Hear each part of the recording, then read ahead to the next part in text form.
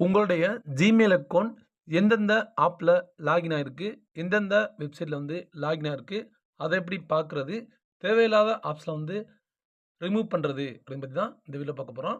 First time நான் channel பார்க்கணும்னா subscribe பண்ணிக்கோங்க. மொபைலில் இருக்கிற ஜிமெயில் ஆப் வந்து ஓப்பன் பண்ணிக்கோங்க. லோகோ இருக்குல்ல, அதை கிளிக் பண்ணுங்கள். உங்களுக்கு எந்த மெயில் ஐடி பார்க்கணுமோ அந்த மெயில் ஐடி கீழே கூகுள் அக்கௌண்ட் இருக்குல்ல, அதை கிளிக் பண்ணுங்கள். அதிலே ஆப்ஷன்லேயே பார்த்தீங்கன்னா செக்யூரிட்டின்னு இருக்கும், அதை கிளிக் பண்ணுங்கள்.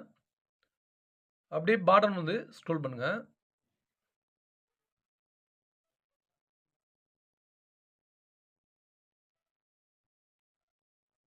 Your connections to third party apps and services அப்படின்னு இருக்கும்.